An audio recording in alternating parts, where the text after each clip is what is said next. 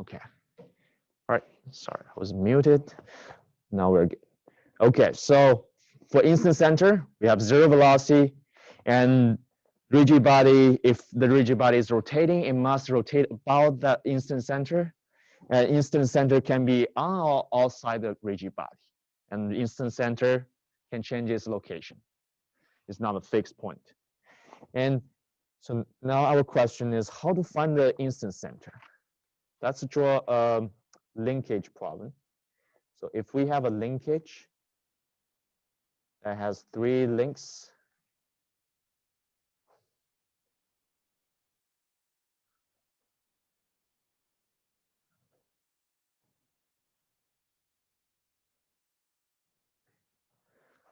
O, A, B, D.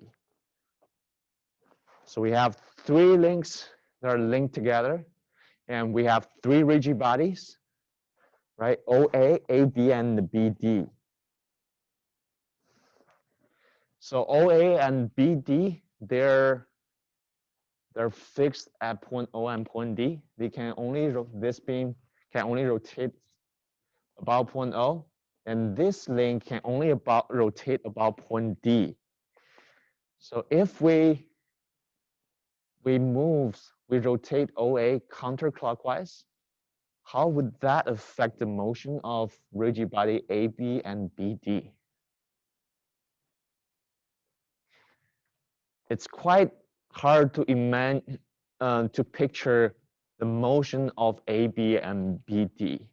So the instant center can help us to do that. But first, we need to find out where's the instant center. It's pretty obvious for this guy, OA. Where is the instant center for OA? At point O, right? It's fixed at point O, can only rotate about point O. Where's the instant center for BD? Point D. Okay. Where's the instant center for AB? Oh, that's kind of not easy to find. We don't see any point that is this link is rotating that point about. So we have to find out where's the instant center for AB. So here we have 6 steps we can follow to find the instant center.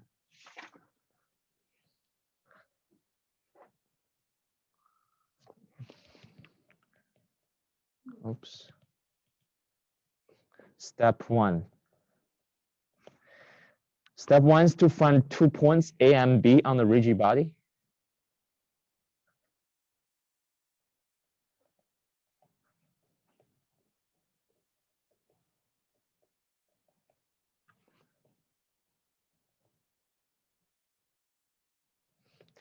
And we need to know it's not arbitrary points. We have to find the points that we know the direction of their velocity vector.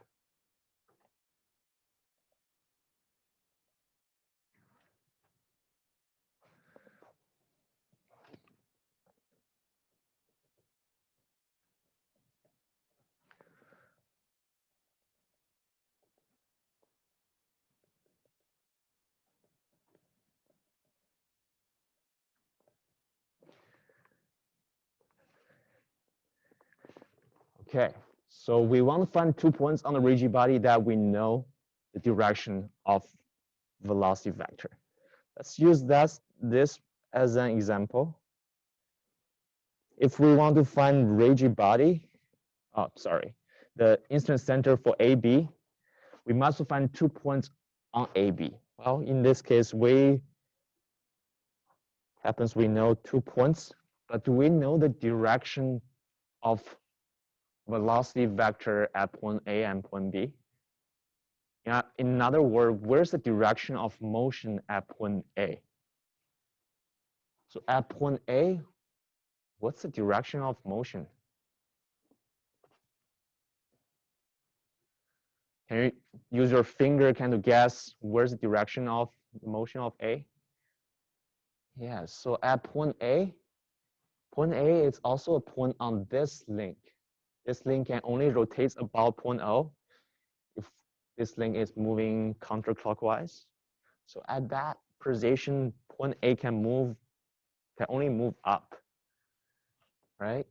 So that tells us we kind of know the direction of motion at A.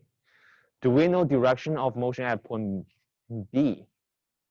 Use your finger to show me where's the direction of that motion for point B, right there. Think about B. It's also a point on this link, BD. BD can only rotate about point D. Think about how B is moving.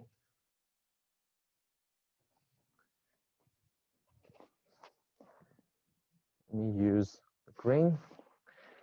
We already decide the motion of point A is pointing up with no problem. But for point B, I know it's a little bit tricky for you to see that at this point, but the motion at point B should at this direction. I don't know, it can either go that way or that way. But I know point B should move at that direction, at that position.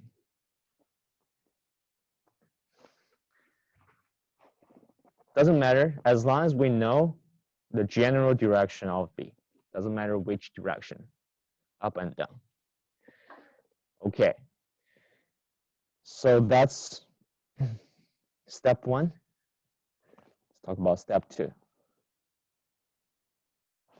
Step two is to draw lines perpendicular to the velocity vector for both points.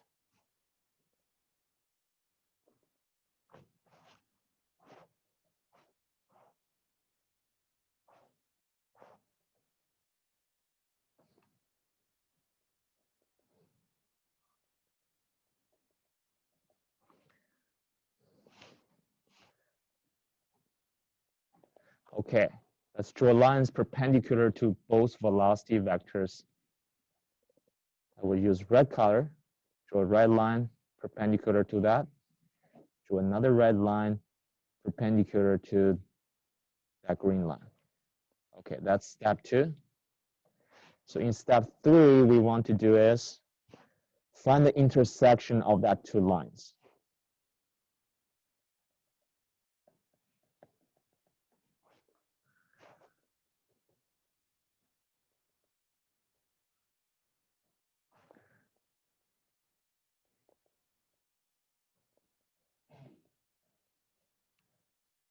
Okay, find intersections. Let's go back to the figure. How to find intersection? Let's extend both red lines.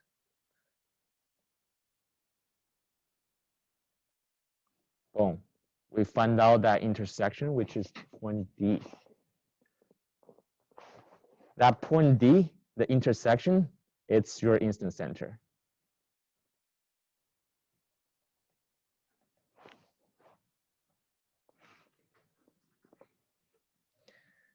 Okay, step four.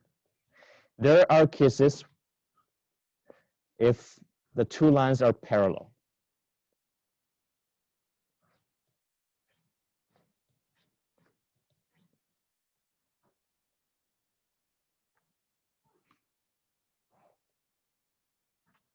If they're parallel, that means there's no intersection, right? It also means the rigid body doesn't have any rotation. It's purely translating.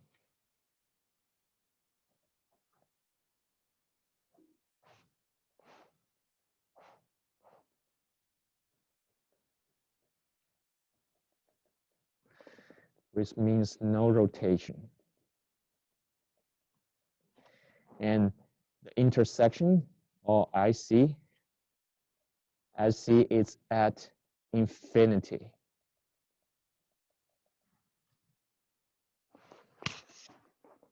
Okay, but in this case, we find out the intersections, so we're good. We know the intersection is at point D. That tells us the IC. So this point, it's the IC for rigid body AB. IC for AB. And point D, it's also the rigid body for BD. Point O is the instance center for OA. So now we know, even we have different rigid bodies, they can share the same instance center. But each rigid body can only have one instance center. In this case, both BD and AB share point D as the instance center. And something else we learn is this instance center, it's outside this rigid body. See, it can be on the rigid body, it can be outside the rigid body. Okay, those are the 4 steps help us to locate where's the rigid body. No, sorry, where's the instance center of the rigid body.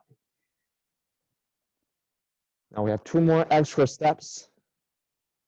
Since step 5, if we know instance center, we can solve a lot of things. It's quite useful. That's why we want to find instance center.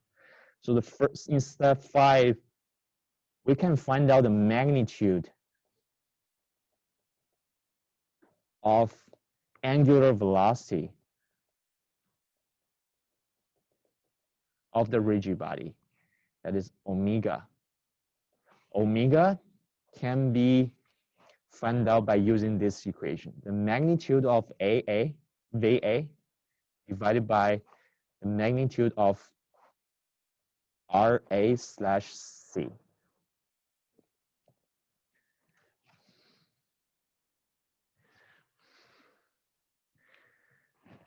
Okay, so the magnitude of VA here, it's a velocity at point A. And the magnitude of it is just a speed, right? Without considering the direction. So here, RA/C, it's a distance from point A to instance center. So here, the C here represents the instance center of the rigid body. So it's the distance, this whole thing here represents the distance from A to IC. So if we know the velocity and the distance, we can find out what is the angular velocity of the rigid body. This can be also found by using point B. If we know the velocity of B, we know the distance from B to instance center, we can find out the magnitude of angular velocity. And it's quite useful because if we want to find out the vector of angular velocity, we just need to decide if that rigid body is rotating counterclockwise or clockwise. If it is counterclockwise, we see omega is positive. If it is counterclockwise, if it is CW clockwise, omega is negative.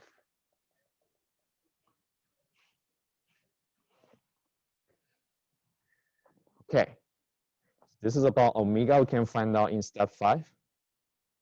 Step 6, we can apply the second equation. Let's call this the first equation of IC. And the second equation of IC, we can use the omega to find out the velocity of any point on the rigid body. Let's call any point VD. This is any point. The speed of any point equals the magnitude of angular velocity times the distance from that point to the instance center. So that D can be any point on the rigid body. The RD/C, it's a distance from that point to the instance center. Okay, so those are the 6 steps we can apply in this section to solve most of the problems. All right, that's all for today. Hope you guys have a good weekend.